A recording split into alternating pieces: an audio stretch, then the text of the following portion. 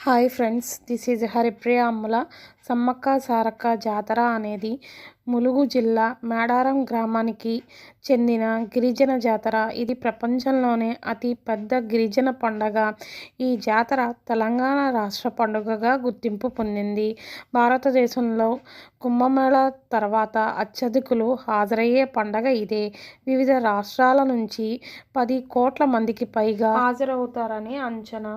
ములుగు జిల్లా కేంద్రమైన మారుమూల అటవీ ప్రాంతమైన మేడారంలో దట్టమైన అడవులు, కొండ కోణల మధ్య ఈ చారిత్రకమైన జాతర జరుగుతుంది. సమస్త గిరిజనుల దేవతల కష్టాలు కడతీర్చే కలియుగ దైవాలుగా, ఆపదలో ఉన్న వారిని ఆదుకునే ఆపద్బాంధవులుగా కేవలం తెలంగాణలోనే కాక అఖిల భారతదేశంలోనే వనదేవతలుగా పూజలందుకుంటున్నారు ఈ సమ్మక్క సారక్క. దేశంలోనే అతి పెద్ద గిరిజన జాతరగా గణతికెక్కిన మేడారం జాతర గిరిజన సాంప్రదాయ రీతుల్లో జరుగుతుంది.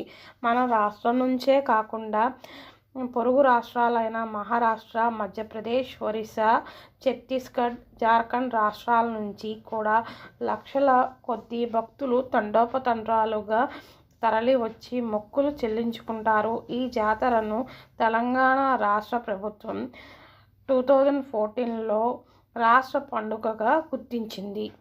ఈ జాతర 2 సంవత్సరాలకోసారి జరుగుతుంది.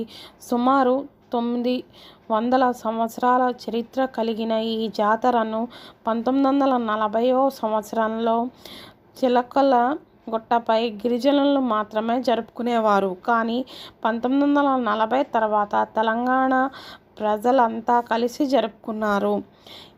ఏటా జనం పెరగడంతో జాతరను కొండ కింద జరపడం ప్రారంభించారు. అమ్మవార్ల చిహ్నంగా గద్దెలు ఏర్పాటు చేయబడి ఉంటాయి. ఈ గద్దెలపైనే జాతర రోజు అమ్మవార్ల ప్రతిరూపాలుగా ఉన్న కుంకుమ భరణలను తీసుకువస్తారు.